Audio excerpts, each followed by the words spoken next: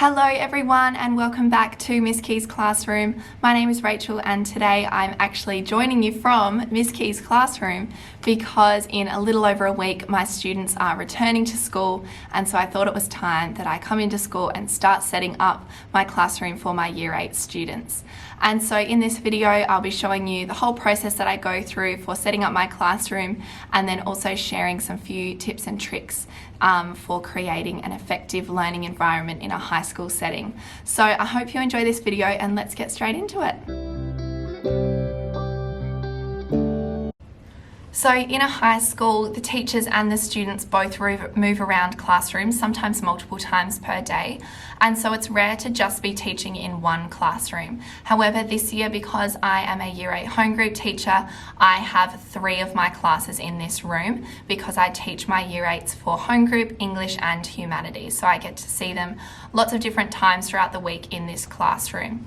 And so I guess when you are setting up a classroom, one thing to remember is that you're not going to be the only one using the space. So even though I'm in here for 3 classes, there might be multiple other teachers who are also using this room. And so before you go ahead and move anything or put things up on the walls or anything like that, it's really important to check with the other teachers who are going to be using that room and see if there's anything specific that they wanted to do with the room as well. If there's maybe 4 teachers using the room, you could each designate a board if you each want to put up things on the wall. So you could each have an area that you use within the classroom. And then also when you are considering the seating arrangements or moving the desks and stuff like that, make sure you check before you do anything like that, just so that you can make sure that everyone who's using the space can feel comfortable in it and is happy with how it's set up. So this is my room. I'll just take you around and sort of show you what I'm working with. At the moment the tables are sort of half set up from last year, but as you can see, all the chairs are sort of everywhere as well. I've got several pin boards in here, lots of big bright windows, which is lovely as well. And so I'll be showing you today how I'm going to fill up some of these pin boards because, as I mentioned before, there are other teachers using this room. However, I'm lucky enough that they are happy for me to just sort of have free reign over it because a lot of the classes in here are Year 8 classes, and so they're happy for me to just sort of do whatever I want in this room, and they'll sort of go along with that. So that's a really awesome thing to be able to do, and I feel very grateful that I'm allowed to have a classroom like this. All right, let's have a chat about seating arrangements first up. So obviously in a classroom there are multiple different ways that you can configure the seating, the chairs and the desks so that every student can learn. There are heaps of different arrangements that are really effective. I've used a U-shape before. I've also done various group configurations. And so when it comes to seating arrangements, it's really about looking at the space you've got and working out how you can best arrange it so that every student can see the board and so that every student will be able to hear you and see you when you are talking and teaching up the front as well.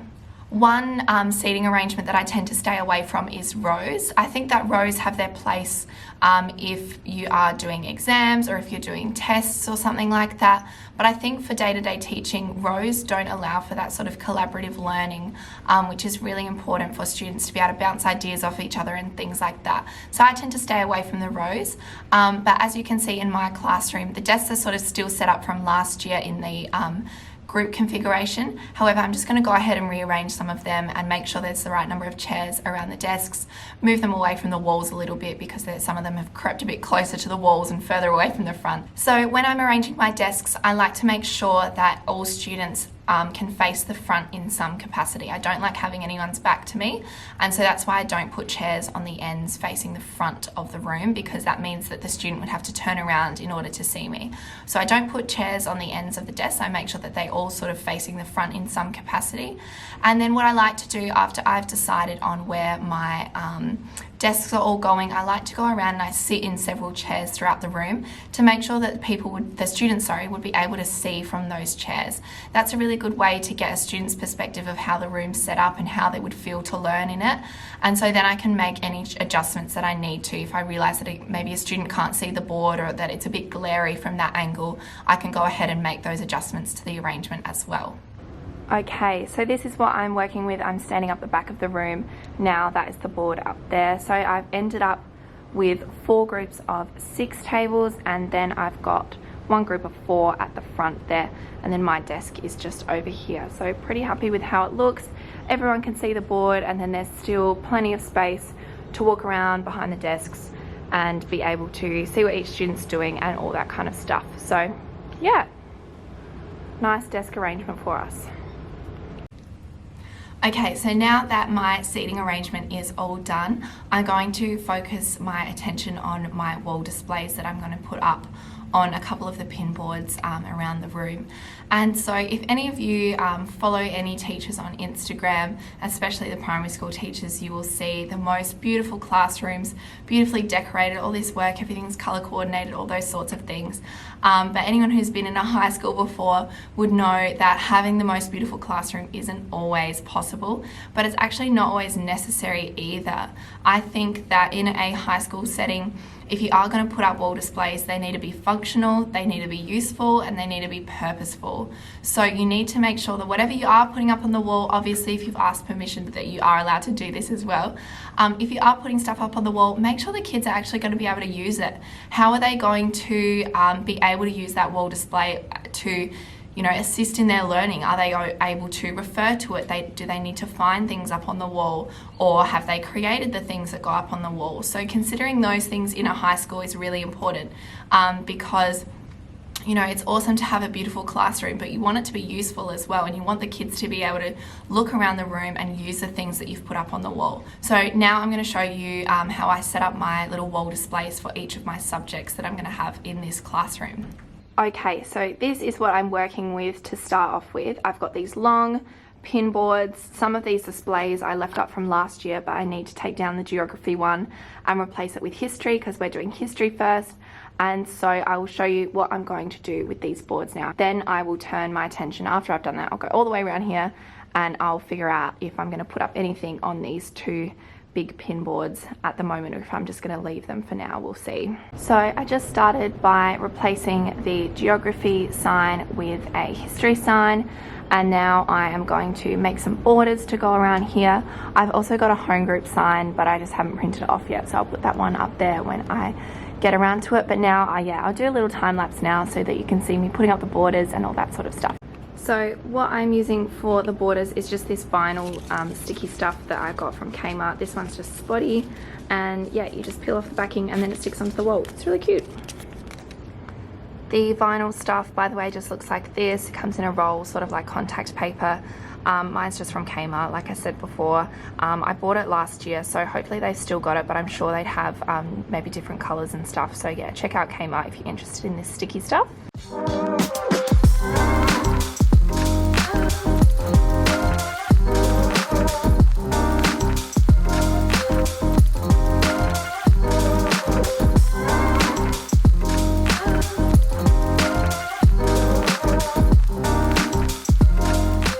Okay, so the borders are all done. They go all the way to the bottom of the pin board. This pin board here is a little bit broken, so the vinyl is just sort of holding it in place.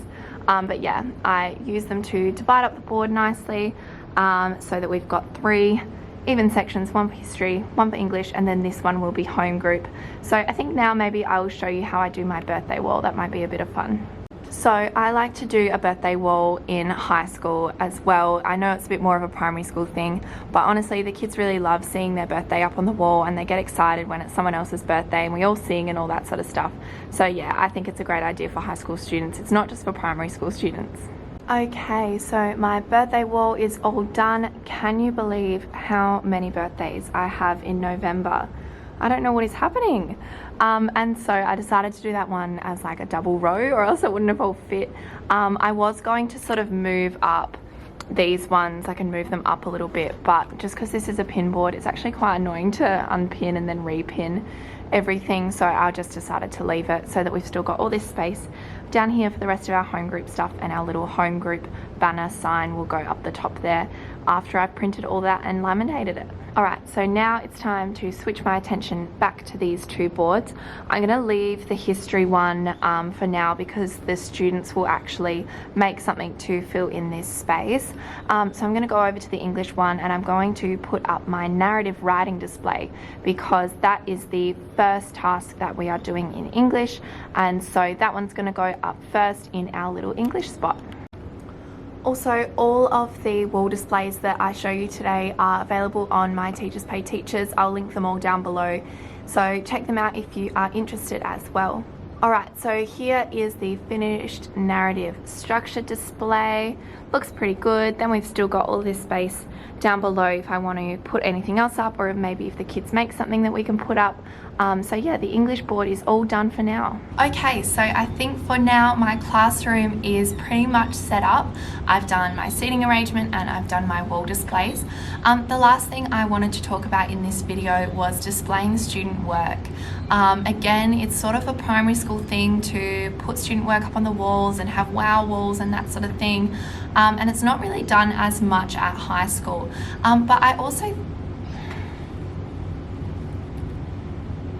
But I think that it's such an important thing to do in high schools if you have the opportunity to, because students tend to be really proud of their work, especially when they know it's going to be displayed.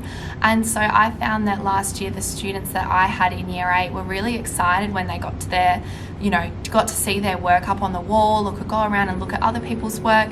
And so I've left quite a bit of space in my classroom just ready for student work to be displayed when we do that, because I think that having your work up on the wall, it's sort of, the students take a sense of pride in it.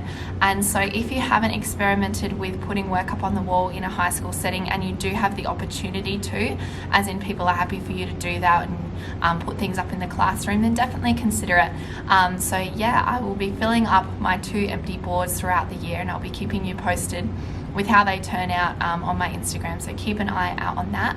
But for now, I need to desperately clean up all this mess that is behind me, and so I hope you all have a wonderful rest of your day, and I will see you very soon in my next video. Bye!